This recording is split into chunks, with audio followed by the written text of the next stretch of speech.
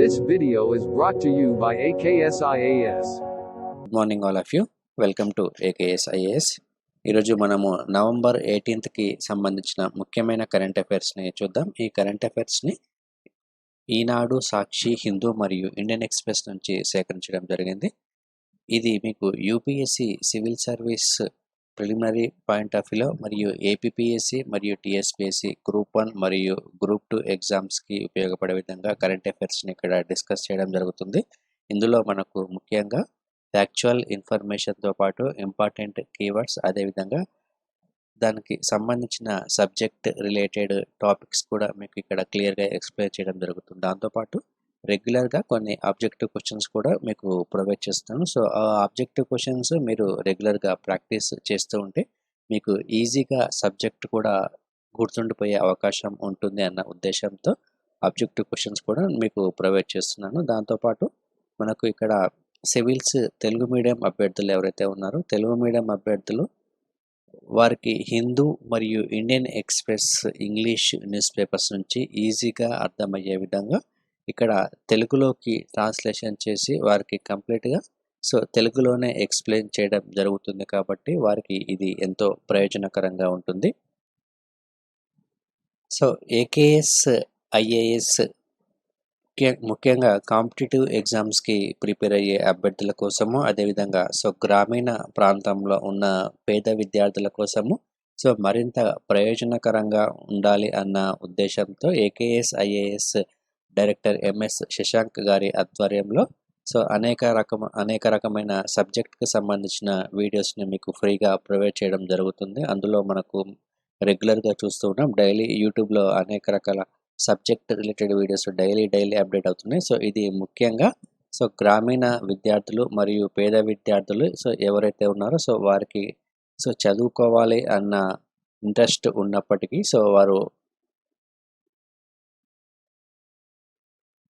వారికి ఉన్న వివిధ కారణాల రీత్యా వారికి ఎడ్యుకేషన్ దగ్గర చేయాలి అన్న ఉద్దేశంతో ఈ రెగ్యులర్గా ఈ వీడియోస్ మీకు యూట్యూబ్లో అప్లోడ్ చేయడం అనేది జరుగుతుంది. ఇది స్టూడెంట్స్కి ఎంతో ఉపయోగకరంగా ఉంటుంది. కాబట్టి మీరంతా ఈ వీడియోస్ రెగ్యులర్గా ఫాలో అవుతూ దీన్ని యూటిలైజ్ చేసుకోవచ్చు మీరు.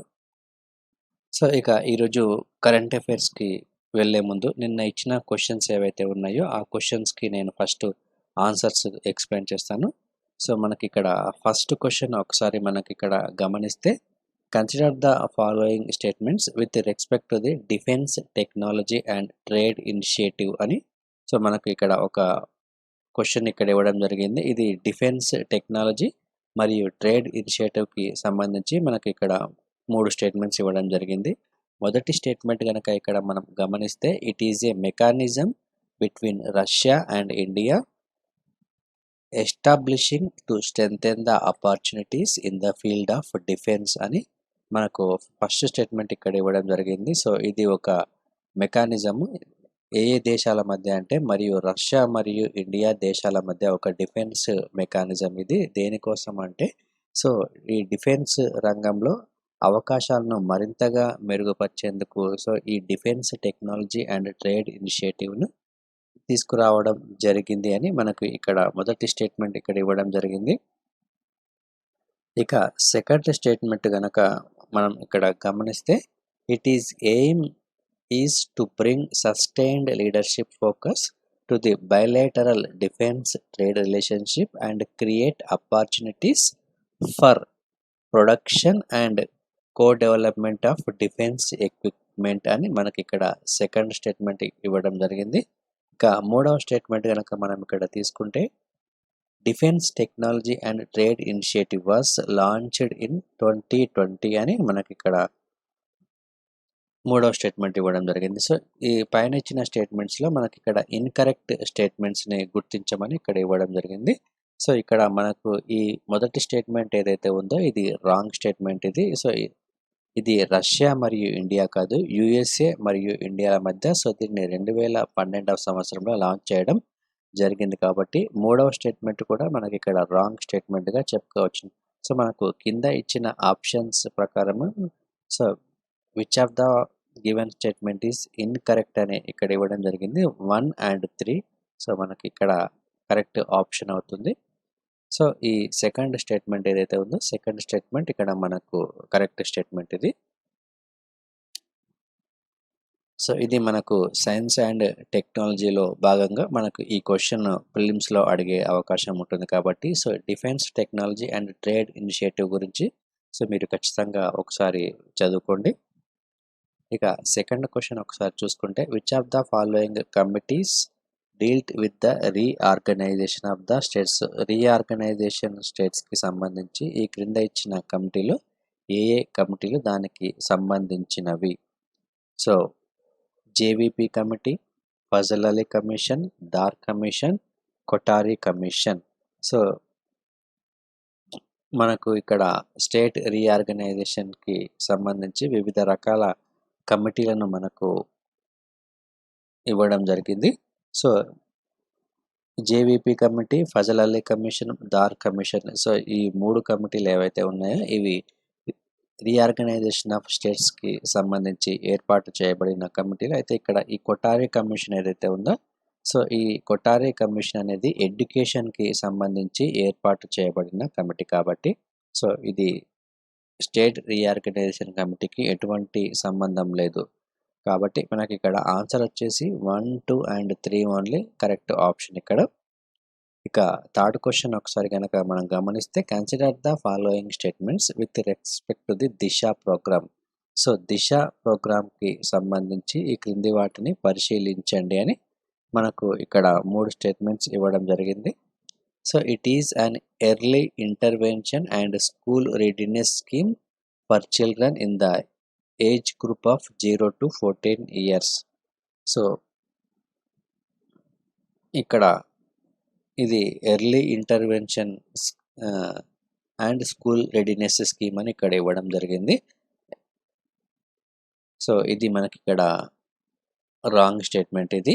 It covers children with autism, cerebral policy and mental retardation and multiple disabilities అని ఇక్కడ మనకు రెండవ స్టేట్మెంట్ ఇవ్వడం జరిగింది. ఇక మూడవ statement the scheme also provide housing and care services throughout the life of the person with disability అని మనకి ఇక్కడ మూడవ స్టేట్మెంట్ ఇవ్వడం జరిగింది. అయితే పైన ఇచ్చిన స్టేట్మెంట్స్లో which of the given statements incorrect అని ఇవ్వడం జరిగింది. సో ఇందులో సరికాని వాటిని మనం గుర్తించాలి. సో ఇక్కడ మనకు ఫస్ట్ స్టేట్మెంట్ కనుక చూసుకుంటే సో ఇది early intervention and school readiness scheme. అయితే ఇక్కడ చిల్డ్రన్ యొక్క ఏజ్ వచ్చేసి 0 to 14 years కాదు 10 years వరకు మాత్రమే. కాబట్టి ఇది రాంగ్ స్టేట్మెంట్ ఇది.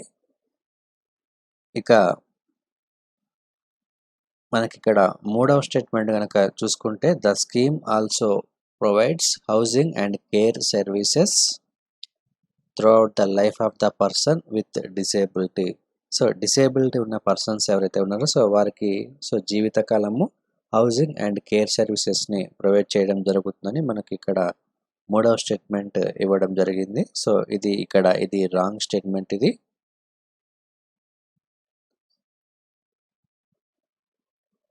ఇక్కడ దిశ స్కీమ్ కాదు దీన్ని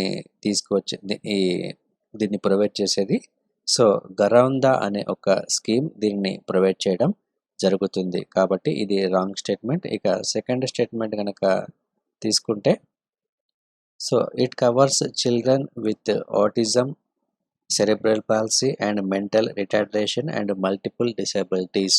సో ఇది మనకు కరెక్ట్ స్టేట్మెంట్ ఇది. సో మనకి ఇక్కడ ఆప్షన్స్లో కనుక చూసుకుంటే 1 and 3 అనేది మనకి ఇక్కడ కరెక్ట్ సమాధానంగా పరిగణించాలి. సో ఇది మనకు ఈరోజు ముఖ్యంగా ఉన్న కరెంట్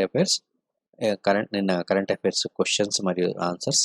సో ఇక ఈరోజు కరెంట్ అఫైర్స్లోకి వెళ్తే ఫస్ట్ టాపిక్ కనుక ఒకసారి మనం చూసుకుంటే Telangana decides to go for option 1 to meet the GSC implementation short fall అని మనకి ఇక్కడ ఒక వార్త ఇవ్వడం జరిగింది. సో తెలంగాణ రాష్ట్ర ప్రభుత్వము సో జిఎస్టి పరిహారం కింద దాదాపుగా 2,380 కోట్లను తీసుకోవడానికి సో ఆప్షన్ 1ని ఎంచుకోవడం అనేది జరిగింది. సో జిఎస్టి పరిహారం చెల్లింపు విషయానికి సంబంధించి గతంలో కేంద్ర ప్రభుత్వం సూచించిన ఆప్షన్ 1 ఏదైతే ఉందో ఆ ఆప్షన్ 1 ఎంచుకోవడానికి తెలంగాణ ప్రభుత్వము అంగీకరించడం అనేది జరిగింది. సో ఈ ఆప్షన్ 1 వలన తెలంగాణ రాష్ట్ర ప్రభుత్వానికి జీఎస్టీ పరిహారం కింద 2380 కోట్లు వచ్చే అవకాశం అనేది ఉంటుంది.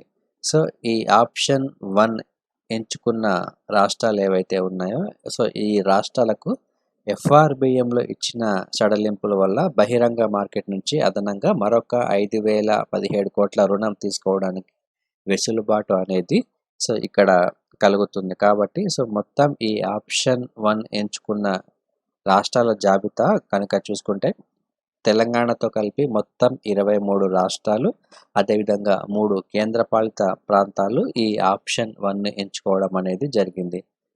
ఈ ఆప్షన్ 1 గురించి ఒకసారి మనం చూసుకుంటే జీఎస్టీ చట్టం ప్రకారము రాష్ట్రాలకు జీఎస్టీ వార్షిక వృద్ధి అనేది 14% కంటే ఎంత తగ్గితే అంత మేరకు 2022 వరకు కేంద్రం పరిహారం రూపంలో చెల్లించాల్సి ఉంటుంది. అయితే ప్రస్తుతం ఈ కరోనా వైరస్ ఉన్న నేపథ్యంలో దేశం యొక్క ఆర్థిక వ్యవస్థ కొంత మేరకు నెగటివ్ వృద్ధి రేటును ఉన్న నేపథ్యంలో ఈ రాష్ట్రాలకు ఇచ్చే పరిహారం ఏదైతే ఉందో రాష్ట్రాలకు ఇచ్చే పరిహారంపై భారీగా భారం పడిందని మనం చెప్పుకోవచ్చును. ఇటువంటి సందర్భంలో రాష్ట్రాలకు ఈ పరిహారం ఏదైతే ఉందో పరిహారం కేంద్ర ప్రభుత్వం ఇచ్చే పరిస్థితిలో లేదని గతంలో కేంద్ర ప్రభుత్వం ప్రకటించడం జరిగింది. అయితే ఈ రాష్ట్రాలకు తక్షణమే ఈ ఆర్థిక సహాయాన్ని అందించడానికి 2 రకాల ఆప్షన్స్ని కేంద్ర ప్రభుత్వం ఇవ్వడం జరిగింది. అందులో ఈ జీఎస్టీ కోసము ఈ ఆప్షన్ 1 ఏదైతే ఉందో ఈ ఆప్షన్ 1 ప్రస్తుతం తెలంగాణ రాష్ట్ర ప్రభుత్వం తీసుకోవడం అనేది జరిగింది. జీఎస్టీ అమలు కారణంగా జరిగిన నష్టాన్ని లెక్కించి ఆప్షన్ 1 మరియు జీఎస్టీ ప్లస్ కోవిడ్ వల్ల వ్యాపారాలు పూర్తిగా స్తంభించి ఏర్పడిన నష్టాన్ని కలిపి లెక్కించి ఆప్షన్ 2గా రాష్ట్రాల ముందు ఉంచడం అనేది జరిగింది.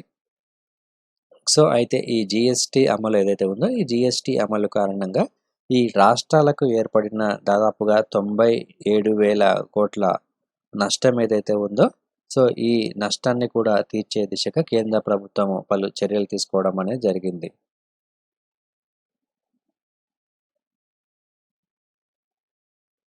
ఈ జీఎస్టీ వసూళ్లు ఏవైతే ఉన్నాయో జీఎస్టీ వసూళ్లు తగ్గడం వలన రాష్ట్రాలకు దాదాపుగా 2.35 లక్షల కోట్ల మేరకు నష్టం ఉండే అవకాశం ఉంటుందని ఈ ఆప్షన్ 2ను ఎవరైతే ఎంచుకున్నారో ఆ రాష్ట్రాలకు తామే స్వయంగా మార్కెట్ నుంచి రుణాలు స్వీకరించుకోవాలని కూడా పేర్కొనడం జరిగింది. అంటే ఆ రాష్ట్రాలే మార్కెట్ నుంచి రుణాలు సేకరించుకునే అవకాశం అనేది ఆప్షన్ 2 ద్వారా రాష్ట్రాలకు ఇవ్వడం అనేది జరిగింది.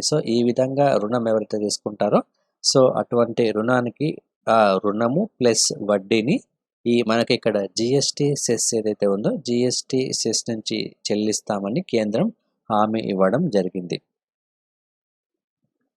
ఇక్కడ ఫస్ట్ ఆప్షన్ ఎవరైతే ఎంచుకుంటారో ఆ రాష్ట్రాలకు గాను కేంద్రం ప్రకటించిన 2% అదనపు రుణంలో ఎటువంటి షరతులు లేకుండానే 0.5% మేర మార్కెట్ నుంచి రుణం తీసుకోవడానికి అనుమతినివ్వడం జరుగుతుంది. ఇది ఆప్షన్ 2 ఆప్షన్ 1కి సంబంధించి గతంలో దీనికి సంబంధించి కూడా ఎక్స్ప్లెయిన్ చేయడం జరిగింది. ఆప్షన్ 1 మరియు ఆప్షన్ 2కి సంబంధించి మనకు ఎంత మేరకు అంటే ఇక్కడ ఆప్షన్ 1 ప్రకారము ఈ కేంద్రం ప్రకటించిన 2% అదనపు రుణంతో ఎటువంటి కండిషన్స్ లేకుండానే 0.5% మేర మార్కెట్ నుంచి రుణం తీసుకోవడానికి కేంద్ర ప్రభుత్వం అనుమతినివ్వడం అనేది జరిగింది.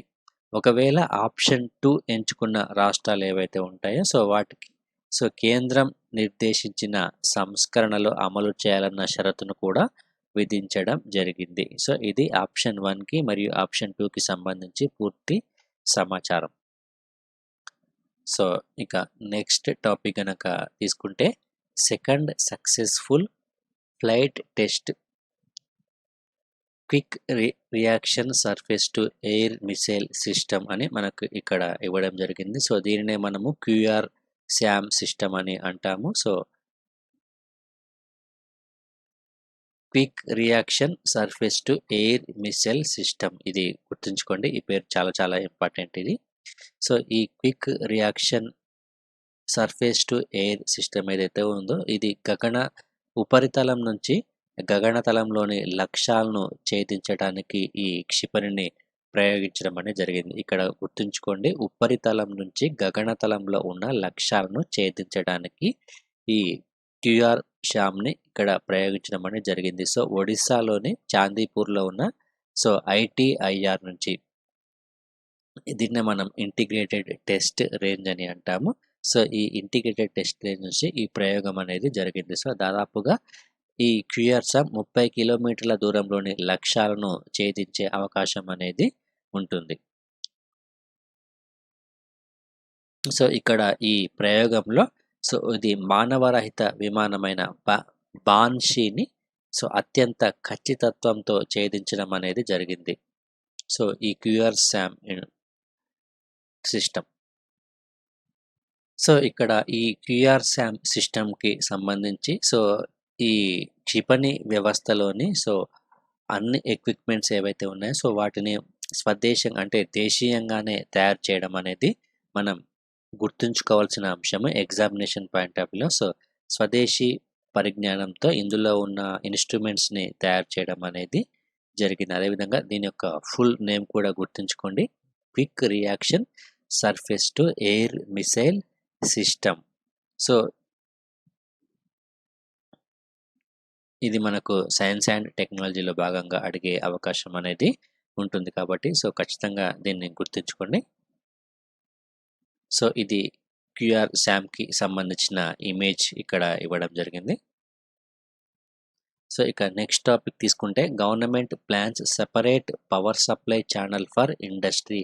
సో ఈ పారిశ్రామిక వర్గాలు ఏవైతే ఉన్నాయో పారిశ్రామిక వర్గాల కోసము ఒక సపరేట్ ఛానల్ని తీసుకువచ్చే అవకాశం అనేది ఉంటుంది. సో ఈ పవర్ సెక్టార్కి సంబంధించి దానికి సంబంధించి సో జస్ట్ ఇది ఒక ప్రణాళిక మాత్రమే, ఇది ఇంకా ఫైనలైజ్ అవ్వలేదు. సో ఇది ఫైనలైజ్ అయిన తర్వాత దీని గురించి మనము కంప్లీట్ ఇన్ఫర్మేషన్ ఒకసారి చూసుకుందాం. సో అయితే ఇక్కడ నేను బ్రీఫ్గా ఎక్స్ప్లెయిన్ చేస్తాను. So the ministry of the power is looking at creating separate electricity distribution channel for industries as part of the centre's make in India push and bid to provide incentives to companies. So ఈ industries ఏవైతే ఉన్నాయో ఈ ఇండస్ట్రీస్కి make in ఇండియాలో భాగంగా ఇన్సెంటివ్స్ని ఇవ్వడానికి so ఇక్కడ విద్యుత్ ఏదైతే ఉందో ఈ విద్యుత్తును పవర్ ఎలక్ట్రిసిటీ సప్లైను కోసము ఒక సపరేట్ డిస్ట్రిబ్యూషన్ ఛానల్ను తీసుకువచ్చే అవకాశం అనేది ఉంది. So the department has proposed creation of industrial hubs across the states. So వివిధ రాష్ట్రాలలో ఇక్కడ వివిధ పారిశ్రామిక హబ్స్ ఏవైతే ఉంటాయో ఆ పారిశ్రామిక హబ్స్ని ముందుగా గుర్తించి సో వారికి ఇటువంటి పవర్ సప్లైగా సపరేట్ ఛానల్ని ప్రొవైడ్ చేయడం అనేది జరుగుతుంది. So the proposal has been made to reduce the cost of electricity for industries, so especially manufacturing which are loaded with high tariff by the state owned power distributions companies. So ఇక్కడ దీని యొక్క ప్రధానమైన ఉద్దేశం ఏమిటంటే so ఇక్కడ ఈ manufacturing industries ఏవైతే ఉన్నాయో ఈ మ్యానుఫ్యాక్చరింగ్ ఇండస్ట్రీస్కి సంబంధించి సో వాటి మీద సో ఈ ఎలక్ట్రిసిటీ కాస్ట్ను భారాన్ని మరింతగా తగ్గించడానికి అదేవిధంగా ఆయా రాష్ట్ర ప్రభుత్వాలు విధించిన సో అత్యధిక టారిఫ్ ఏదైతే ఉందో ఆ టారిఫ్ని తగ్గించడానికి సో ఇక్కడ ఈ సపరేట్గా ఒక ఎలక్ట్రిసిటీ ఛానల్ను తీసుకువచ్చే ఉద్దేశం అనేది కేంద్ర ప్రభుత్వానికి ఉందని మనకి ఇక్కడ ప్రధానంగా తెలియజేయడం జరుగుతుంది. So according to the proposal manufacturing hubs would be identified in each state and the given deemed distribution status. So ఇక్కడ వివిధ రాష్ట్రాలలో ఈ మ్యానుఫ్యాక్చరింగ్ హబ్స్ ఏవైతే ఉన్నాయో ఈ మ్యానుఫ్యాక్చరింగ్ హబ్స్ని గుర్తించి సో వారికి హబ్స్కి ఒక స్టేటస్ని కూడా ప్రొవైడ్ చేయడం జరుగుతుంది. సో అయితే ఈ పవర్ సెక్టార్ ఏదైతే ఉందో ఈ పవర్ సెక్టార్కి సంబంధించి సో మన రాజ్యాంగ పరంగా ఒకసారి మనం గమనిస్తే ఇది మనకు సమాఖ్య కిందకి వస్తుంది, అంటే ఫెడరల్ స్ట్రక్చర్ కిందకి వస్తుంది ఈ పవర్ సెక్టర్ అనేది. సో ఈ పవర్ డిస్ట్రిబ్యూషన్ ఏదైతే ఉందో ఈ పవర్ డిస్ట్రిబ్యూషన్ అనేది స్టేట్ సబ్జెక్ట్లోకి వస్తుంది మరియు centre has guiding a role. So అంటే ఈ పవర్ సెక్టర్ అనేది ఓవరాల్గా ఈ కేంద్రం పరిధిలోకి ఉన్నప్పటికీ పవర్ డిస్ట్రిబ్యూషన్ ఏదైతే ఉందో ఈ పవర్ డిస్ట్రిబ్యూషన్ అనే అంశం మాత్రము రాష్ట్ర సబ్జెక్ట్లో ఉంది. సో కానీ ఓవరాల్గా చూసుకుంటే ఈ పవర్ని సో కేంద్ర ప్రభుత్వం ఏదైతే ఉందో కేంద్ర ప్రభుత్వము ఈ గైడ్ చేయడంలో కీలకమైన పాత్రను పోషిస్తుందని మనం ఇక్కడ గుర్తుంచుకోవాలి. అదేవిధంగా పవర్ జనరేషన్ మరియు inter state transmission comes under the central government. ఇది కూడా చాలా చాలా ఇంపార్టెంట్, గుర్తుంచుకోండి, మనకు ఎగ్జామ్లో అడిగే అవకాశం ఉంటుంది. సో పవర్ జనరేషన్ అంటే విద్యుత్ను జనరేట్ చేయడము మరియు ఇంటర్ స్టేట్స్ ట్రాన్స్మిషన్, సో వివిధ రాష్ట్రాల మధ్య పవర్ సప్లై చేయడం అనేది సో సెంట్రల్ గవర్నమెంట్ పరిధిలోకి వస్తుంది. ఇది కూడా చాలా ఇంపార్టెంట్, గుర్తుంచుకోండి. సో ఇక నెక్స్ట్ టాపిక్ కనుక తీసుకుంటే parliament panel to mul international water treaties next week.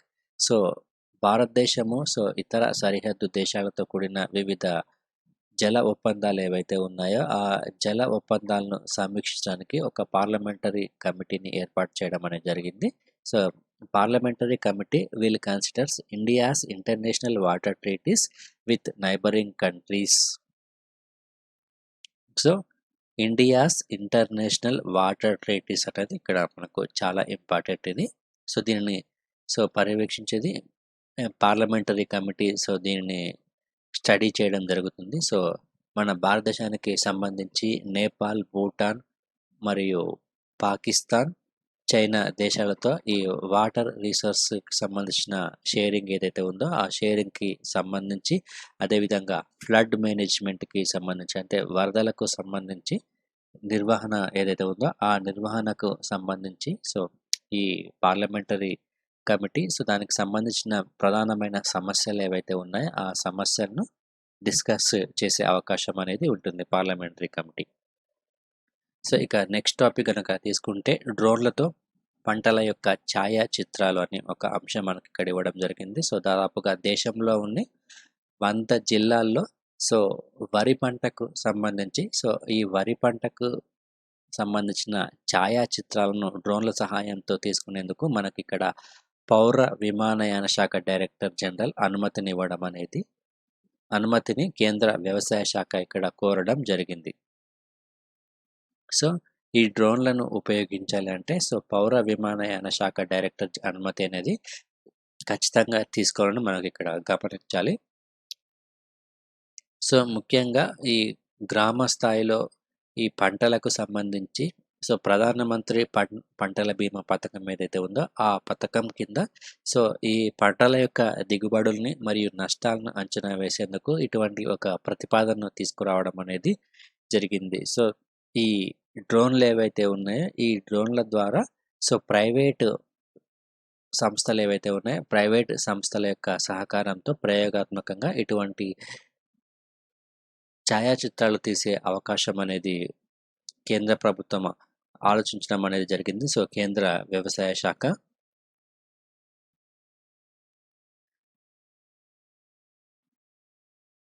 So ఇందులో ముఖ్యంగా ఆంధ్రప్రదేశ్ మరియు తెలంగాణ రాష్ట్రాలతో సహా మొత్తం 10 రాష్ట్రాల్లో ఈ డ్రోన్ల సహాయంతో ఈ వరి పంటకు సంబంధించి సో ఈ ఛాయాచిత్రాలను తీసే అవకాశం అనేది ఉంటుంది.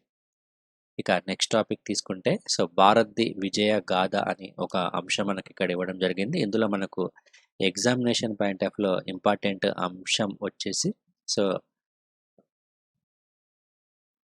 అమెరికాకు సంబంధించిన మాజీ ప్రెసిడెంట్ బరాక్ ఒబామా ఇక్కడ ఒక బుక్ను రాయడం అనేది జరిగింది. ఏ ప్రామిస్డ్ ల్యాండ్ అనే ఒక పుస్తకం ఇతను రచించడం జరిగింది. సో దానికి సంబంధించి ఈ అంశం ఇక్కడ ఇవ్వడం జరిగింది. సో ఇందులో మనకు ముఖ్యంగా మన భారతదేశానికి సంబంధించి వివిధ అంశాలను ఈ బుక్లో ఇక్కడ ప్రస్తావించడం అనేది జరిగింది.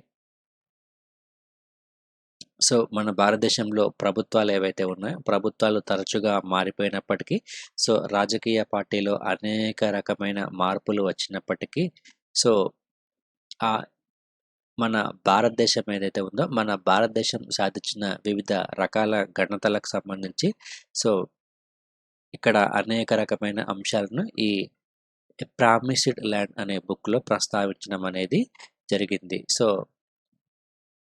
మన భారతదేశంలో 1990 తర్వాత ఎకనామిక్ రిఫార్మ్స్ తీసుకురావడం అనేది జరిగింది. ఈ ఎకనామిక్ రిఫార్మ్స్ తీసుకొచ్చిన తర్వాత సో మన భారతదేశంలో ఉన్న ఈ వ్యాపార వాణిజ్య నైపుణ్యాలు ఏవైతే ఉన్నాయో ఈ వ్యాపార వాణిజ్య నైపుణ్యాలు ప్రపంచానికి పరిచయం అయ్యాయని సో దాని ఫలితంగా మన దేశం యొక్క ఆర్థిక వ్యవస్థ అనేది సో వృద్ధిలోకి వచ్చిందని అదేవిధంగా టెక్నాలజీ రంగానికి సంబంధించి కూడా అనేక రకమైన వృద్ధి పరిణామాలు మన భారతదేశంలో చోటు చేసుకున్నాయని సో ఈ పుస్తకంలో వెల్లడించడం అనేది జరిగింది. సో గతంలో 2008వ సంవత్సరంలో సో అధ్యక్ష ఎన్నికల ప్రచారానికి సంబంధించి తన యొక్క అనుభవాలను ఈ పుస్తకంలో పూర్తిగా పొందుపరచడం జరిగింది. సో ఈ పుస్తకం పేరు గుర్తుంచుకోండి, ఏ ప్రామిస్డ్ ల్యాండ్ అనే పుస్తకం. సో మనకు ఈ పుస్తకాన్ని ఎవరు రాశారు అని అడిగే అవకాశం అనేది ఉంటుంది. సో అదేవిధంగా మాజీ ప్రధాని మన్మోహన్ సింగ్కి సంబంధించి కూడా ఒబామా సో ఇక్కడ ఈ పుస్తకంలో వివరించడం అనేది జరిగింది. సో మన భారతదేశం యొక్క ఆర్థిక వ్యవస్థను పురోగమించడంలో మన్మోహన్ సింగ్ యొక్క పాత్ర చాలా కీలకంగా ఉందని ఇక్కడ వర్ణించడం జరిగింది మన్మోహన్ సింగ్ గురించి. సో అదేవిధంగా రామాయణ మరియు మహాభారతాలకు సంబంధించి కూడా ఈ పుస్తకంలో వివరించడం జరిగింది. సో అమెరికా అధ్యక్షుడిగా ఎన్నికైన తర్వాత సో మొట్టమొదటిసారిగా భారతదేశానికి వచ్చిన సందర్భంలో సో ఇండోనేషియాలోనే సో తనకు ఈ దేశంతో పరిచయం ఉందని సో ఒబామా ఈ పుస్తకంలో వివరించడం జరిగింది. సో ఇందులో ముఖ్యంగా ఈ రామాయణ మరియు మహాభారత గాథలు ఏవైతే ఉన్నాయో సో ఈ గాథలను సో అప్పటి నుంచే విన్నాను అని కూడా ఈ పుస్తకంలో చెప్పాడు. కాబట్టి మనకు ఓవరాల్గా ఈ పుస్తకం ఎగ్జామ్లో ఏ విధంగా అంటే ఇందులో ముఖ్యంగా ఈ పుస్తకాన్ని ఎవరు రచించారని అడిగే అవకాశం మాత్రమే ఉంటుంది. సో ఇదంతా మనకు ఎక్స్ట్రా ఇన్ఫర్మేషన్ ఇది.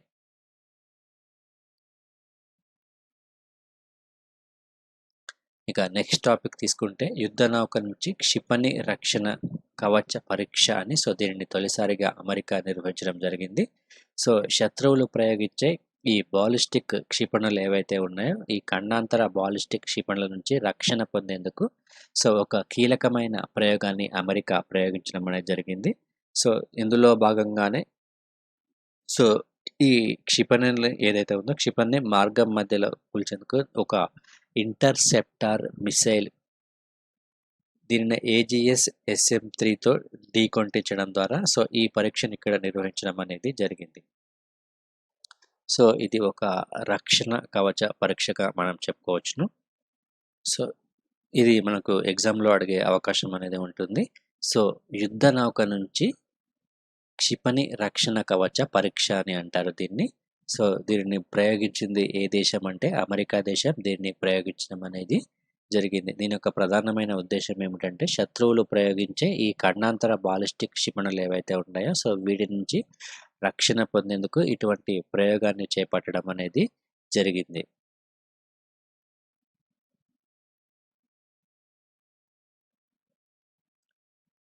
సో ఇక నెక్స్ట్ టాపిక్ కనుక తీసుకుంటే ఉగ్రవాదమే పెను ముప్పు అని ఇక్కడ మనకు ఇవ్వడం జరిగింది. సో బ్రిక్స్ సదస్సులో ప్రధానమంత్రి నరేంద్ర మోడీ సో ఇక్కడ ప్రసంగం చేయడం అనేది జరిగింది. సో మనకు ముఖ్యంగా ప్రపంచం ఎదుర్కొంటున్న అతిపెద్ద సమస్య ఏదైతే ఉందో అది ఉగ్రవాదం అని సో ఆ ఉగ్రవాదాన్ని సంబంధించి సో ధీటుగా ఎదుర్కోవాలని బ్రిక్స్ సమావేశంలో ఇక్కడ ప్రధానమంత్రి నరేంద్ర మోడీ చెప్పడం జరిగింది. సో ముఖ్యంగా ఇక్కడ ఉగ్రవాదానికి సపోర్ట్ చేస్తున్న మన భారతదేశానికి చెందిన పొరుగు దేశం పాకిస్తాన్ ఏదైతే ఉందో పాకిస్తాన్ను నేరుగా ఇక్కడ ప్రస్తావించకుండా సో ఉగ్రవాదానికి సహాయం చేస్తూ మరియు ఉగ్రవాదానికి మద్దతు ఇస్తున్న దేశాలకు ఏవైతే ఉందో ఆ దేశాలను దోషులుగా నిర్ధారించాల్సిన అవసరం అనేది ఉందని కూడా ఇక్కడ స్పష్టం చేయడం జరిగింది. సో ఇక్కడ రష్యా అధ్యక్షతన బ్రిక్స్ వర్చువల్ సమావేశం అనేది జరిగింది. బ్రిక్స్ అంటే మనకు ఆల్రెడీ తెలిసిందే. సో ఇందులో మనకు బ్రెజిల్, రష్యా, ఇండియా మరియు సౌత్ కొరియా దేశాలు ఉంటాయి. సో ఈ బ్రిక్స్కి సంబంధించి 12వ సదస్సు అనేది ప్రస్తుతం మనకు వర్చువల్గా జరగడం అనేది జరిగింది. సో రష్యా అధ్యక్షుడు పుతిన్ నేతృత్వంలో ఈ సదస్సు అనేది ప్రస్తుతం జరిగింది. సో ఇందులో ప్రధానమంత్రి మోదీతో పాటు చైనా అధ్యక్షుడు షీ జిన్పింగ్ మరియు బ్రెజిల్ అధ్యక్షుడు జాయిర్ బోల్సోనారో మరియు దక్షిణాఫ్రికా ప్రెసిడెంట్ సిరిల్ రామాఫోసా ఈ బ్రిక్స్ వర్చువల్ మీటింగ్లో పాల్గొనడం అనేది జరిగింది. సో ముఖ్యంగా ఇది దేని గురించి అంటే ప్రస్తుతం ఉన్న వివిధ రకాల సమస్యల గురించి ఇందులో డిస్కస్ చేసుకోవడం అనేది జరిగింది. అందులో ఉగ్రవాదం ఒక సమస్య అయితే మరొక సమస్య వచ్చేసి కరోనా వైరస్. సో ఈ కరోనా వైరస్కి సంబంధించి సో వివిధ ఆర్థిక వ్యవస్థలన్నీ కుప్పకూలిన నేపథ్యంలో సో అంతర్జాతీయ ఆర్థిక వ్యవస్థలను మళ్ళీ పురోగమించడానికి సో బ్రిక్స్ దేశాలు కీలకమైన పాత్రను పోషించాలని కూడా ఇక్కడ ప్రధానమంత్రి నరేంద్ర మోడీ పిలుపునివ్వడం అనేది జరిగింది. అదేవిధంగా భారత్ మరియు చైనాకి సంబంధించి ఈ స్పుత్నిక్ వి టీకా ఏదైతే ఉందో దీనికి సంబంధించి కూడా ఇక్కడ చర్చలు అనేవి కొనసాగాయి. సో రష్యా ఈ టీకాను గతంలో ప్రకటించడం అనేది జరిగింది.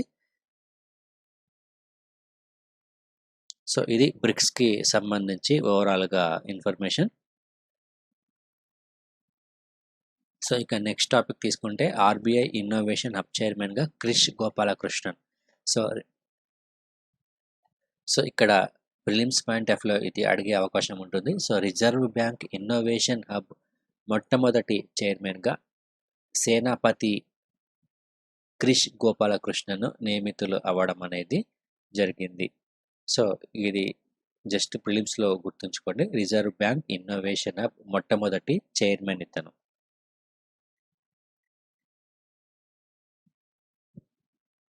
సో గతంలో ఈ ఇన్నోవేషన్ హబ్కి సంబంధించి కూడా మనకు కరెంట్ అఫైర్స్లో చాలాసార్లు రావడం అనేది జరిగింది. సో ముఖ్యంగా భారతదేశంలో ఉన్న ప్రతి ఒక్కరికి సో ఈ ఆర్థిక సేవలు ఏవైతే ఉన్నాయో ఈ ఆర్థిక సేవలను విస్తరించడానికి సో ఒక ఇన్నోవేషన్ హబ్ను ఏర్పాటు చేయడానికి గతంలో ఆర్బీఐ ప్రకటించడం అనేది జరిగింది. ఇందులో ముఖ్యంగా సో ఆధునిక సాంకేతిక పరిజ్ఞానానికి ఎక్కువగా ఇంపార్టెన్స్ ఇస్తూ సో ఫైనాన్షియల్ రంగంలో కొత్త ఆవిష్కరణలు మరియు దానికి సంబంధించిన మౌలిక సదుపాయాలను కల్పించడము సో ఇటువంటి వాటి కోసము ఈ ఇన్నోవేషన్ హబ్ను ఏర్పాటు చేయడం అనేది జరిగింది. సో ఇది మనకు ఈరోజు ముఖ్యంగా ఉన్న కరెంట్ అఫైర్స్. సో ఇక ఈరోజు క్వశ్చన్స్ కనుక ఒకసారి మనం చూసుకుంటే what are the possible benefits of the vehicle scrapping policy. Vehicle scrapping పాలసీకి సంబంధించి సో కింద మనకు బెనిఫిట్స్ ఏవైతే ఉన్నాయో ఆ బెనిఫిట్స్ని గుర్తించాలి అని ఇక్కడ మనకు క్వశ్చన్ అడగడం జరిగింది. సో ఇక్కడ మొత్తం మనకు 6 ఆప్షన్స్ ఇవ్వడం జరిగింది. అందులో కరెక్ట్ స్టేట్మెంట్స్ని మనం గుర్తించాలి. Help mitigate vehicular pollution, second వచ్చేసి reduce import dependency, help save forex services, enhance government revenue, enhance economic growth, increase employment opportunities. So ఇందులో సరైన వాటిని గుర్తించండి. ఇక సెకండ్ క్వశ్చన్ చూసుకుంటే which of the following statements are correct. So the ease of doing business state ranking is a joint initiative of the department for promotion of industries and internal trade of finance ministry and the world bank. Second statement, the ease of doing business state rankings are based on the implementation of State Business Reform Action Plan 2019. So ఇందులో correct వాటిని గుర్తించండి. ఇంకా third question, consider the following statements with respect to the Orang national park. So Orang national park సంబంధించి ఈ కింద ఇచ్చిన వాటిలో correct వాటిని గుర్తించండి. సో ఇది మనకి ఈరోజు మొత్తం ఓవరాల్గా ఉన్న కరెంట్ అఫైర్స్ మరియు క్వశ్చన్స్. సో ఈ క్వశ్చన్స్ మీరు రెగ్యులర్గా ప్రాక్టీస్ చేయండి. సో ఇక ఏకేఎస్ ఐఏఎస్ అందించే వివిధ రకాల కోర్సెస్కి సంబంధించిన సమాచారం ఇప్పుడు తెలియజేస్తాను. సో మనకు ముఖ్యంగా యూపీఎస్సీ సివిల్ సర్వీస్ ఎగ్జామ్స్కి సంబంధించి జనరల్ స్టడీస్ ప్రిలిమ్స్ మరియు మెయిన్స్ కోచింగ్ని ప్రొవైడ్ చేయడం జరుగుతుంది. సో ఈ ప్రిలిమ్స్ మరియు మెయిన్స్ కోచింగ్ మనకు ముఖ్యంగా ఢిల్లీ ఫ్యాకల్టీతో ప్రొవైడ్ చేస్తున్నాము. ఇందులో మనకు ప్రిలిమ్స్కి సంబంధించి అన్ని పేపర్స్ మరియు మెయిన్స్కి సంబంధించి కూడా అన్ని పేపర్స్కి కోచింగ్ ప్రొవైడ్ చేస్తున్నాము.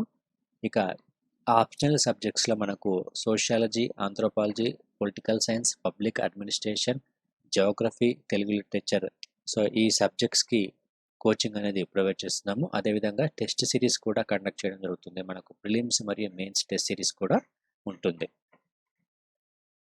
ఇక నెక్స్ట్ ఏపీపీఎస్సీ మరియు టీఎస్పీఎస్సీకి సంబంధించి గ్రూప్ 1 మరియు గ్రూప్ 2 కోచింగ్ ప్రొవైడ్ చేస్తున్నాము. ఇందులో మనకు ఇంగ్లీష్ మరియు తెలుగు మీడియం కోచింగ్ ఉంటుంది. ప్రస్తుతం ఇది ఆన్లైన్ మోడ్లో జరుగుతుంది. ఈ కోచింగ్తో పాటు మనకు టెస్ట్ సిరీస్, అదేవిధంగా సబ్జెక్ట్ మెటీరియల్ కూడా ప్రొవైడ్ చేయడం జరుగుతుంది. ఇక నెక్స్ట్ వచ్చేసి ఏపీపీఎస్సీ గ్రూప్ 1కి సంబంధించి మొత్తం 25 టెస్టులతో టెస్ట్ సిరీస్ని కండక్ట్ చేయడం జరుగుతుంది. ఈ టెస్ట్ సిరీస్లో ఏపీపీఎస్సీ సిలబస్కు అనుగుణంగా క్వశ్చన్స్ ఫ్రేమ్ చేయడం జరుగుతుంది. సో ఆ క్వశ్చన్స్ మనకు ఎగ్జామినేషన్ పాయింట్ ఆఫ్లో ఎటువంటి క్వశ్చన్స్ వచ్చే అవకాశం ఉంది అనే ఉద్దేశంతో ఈ టెస్ట్ సిరీస్ని కండక్ట్ చేయడం అనేది జరుగుతుంది. సో దీంతో ఈ టెస్ట్ సిరీస్తో పాటు మీకు మోడల్ ఆన్సర్స్ మరియు డిస్కషన్ వీడియోస్ కూడా ప్రొవైడ్ చేస్తున్నాము. సో ఇది కోర్సెస్కి సంబంధించిన సమాచారము. సో దీనికి సంబంధించి మరింత సమాచారం కోసము మీరు గూగుల్ ప్లే స్టోర్ నుంచి ఏకేఎస్ ఐఏఎస్ ఎడ్యునేషన్ అనే యాప్ను డౌన్లోడ్ చేసుకోండి. సో ఈ కరెంట్ అఫైర్స్కి సంబంధించి మీకు టెలిగ్రామ్ ఛానల్ ఉంటుంది. ఆ టెలిగ్రామ్ ఛానల్లో పీడిఎఫ్ని కూడా అప్లోడ్ చేయడం జరుగుతుంది. సో కాబట్టి మీరు ఆ పీడిఎఫ్ని కూడా డౌన్లోడ్ చేసుకొని మీరు చదువుకోవచ్చు. సో ఇది మనకి ఈరోజు ముఖ్యంగా ఉన్న current affairs. Thank you friends, thank you. This video is brought to you by AKSIAS.